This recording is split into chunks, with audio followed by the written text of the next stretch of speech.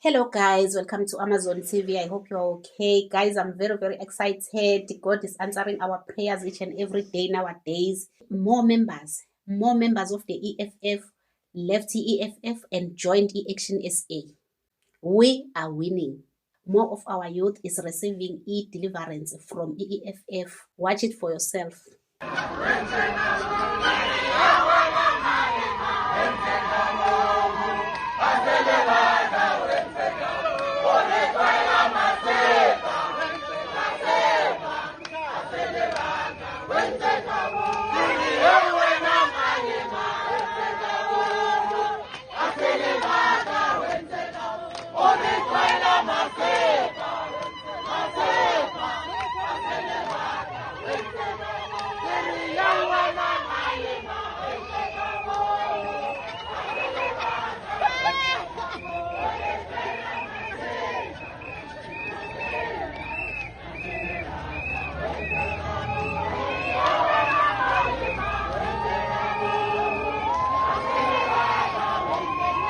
Even grannies are leaving Malema. Guys, I'm so excited. I don't even know what to say. I don't even know what to do.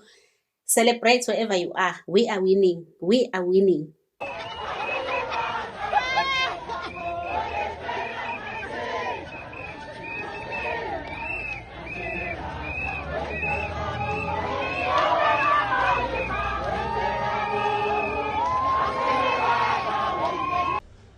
Kodwa singamaZimbabwean siyakunanzelela yini ukuthi osomabhizimusi laba balama company abayibo abaqhatsha abantu eSouth Africa ibona abasixabanisa lama South Africans. Siyakunanzelela kodwa khona lokho. Guys, lesi statement lesi sokuthi South Africans are lazy. I don't think ukuthi siliqiniso mina.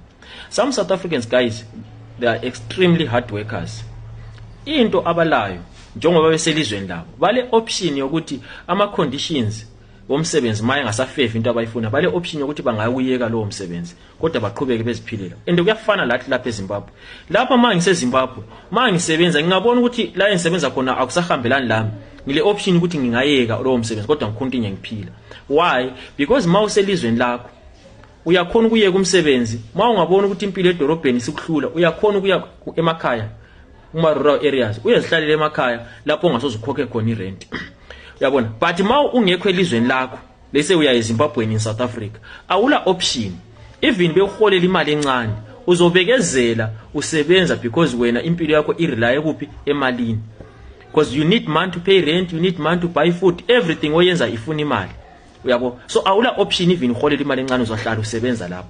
So ama South African guys babele certain amount of salary abayifunayo. Uyabo, bathi bafuna imali ethile, but laba bantu abayibo abaqhashayo abanikazi bama company mama South African ngathi funa imali ethile bangaboycott imsebenzi, bona abasafuni kunyusela ama South Africans isalary. Sebesenza kanjani? Sebe replace ama South Africans ngabantu aba desperate abayithi thina ama Zimbabweans and other foreign nationals abase South Africa. Sebe ba replace because thina si desperate asilayo ioption, because we need money yokuthi sikwazi ukuhlala, because if ungasebenzi the next thing ngizodubeka ngizohlala estradeni ngizolamba. Uyabona into enjalo. So lento ngicatshangisa kini guys, mina ngike ngiqeda isikolo ngike ngasebenza. Yabo, ngike ngasebenza lami. And ngithe ngisebenze for 2 months kwenye company, ngasuka ngasebenza kwenye company futhi for 2 months. Ngiyekile leyo msebenzi. Why? Because ama conditions angikhona abengayifavor into mina engiyifunayo. Bembona ukuthi no, lapha ngiyancindezela. Okwenze ngachiya because bende option ukuthi even if ngingasebenzi I can still survive.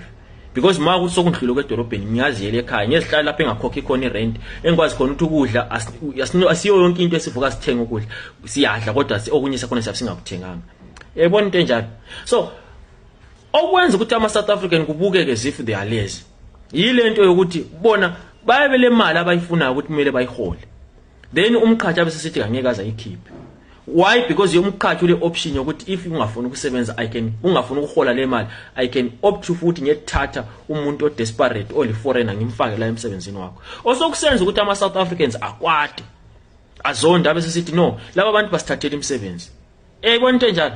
So abantu abayibo abasixabanisa yilaba abantu abangafuni ukulandela into efunwa ngabanikazi belizwe, ngoba ngakuthiwa abaqhathi balandela into efunwa ngama South Africans. Liyakwazi ukuthi guys vele le friction le engaka yikho le. ngoba most of ama-South Africans nga asemsebenzini bayasebenza bebhadala imali abayifunayo, then thina sibe sikuthi sitshela nje okuyimsebenzi oku-useless, ngoba ongayibheka akula lizwe vele lingela ama-foreign nationals, ungakubo UK uye ku-America kuphi, but most of imisebenzi lana ebhadala kahle bayifilile abanikazi belizwe. Then thina sitshela imvuthu, ungabheka most of ama-Zimbabweans ase-UK, most of them ngama-caregivers, ngabantu abagcina abantu abadala, uyabona. Imisebenzi lana eyeyisekileyo awusoze uthole iZimbabwean uzokuthiwa maybe uthwala isebenza e-restaurant or whatsoever, bangaba khona abasebenza khona, but most of them bangama-caregivers. Liyayibona into enjalo. So asikunanzelele nini, singawathatha sibili siwathi ama-South Africans bayahlanya this and that, ba too vocal, but asikunanzelele ukuthi into yonke isukela ngaphi. Abantu laba bayanakwa, especially endabeni yona leyo ukuthi bona bafuna malini emsebenzini abasebenza khona. Ngakasikho kule yonke le drama lokho esikhona kimi. Laba abantu abalungisise, ngawo uyavuma uhulumende wase South Africa ayilungisise indaba le yokuthi abantu laba kabaholelwe imali abayifunayo. Maye sebenza e-restaurant kabaholelwe imali abayifunayo, ba-addressele into zabo zonke izikhala zabo, ba-addressele udizobona ukuxabana lokhu kuzoyideda kancane. We are vindicated even by foreigners.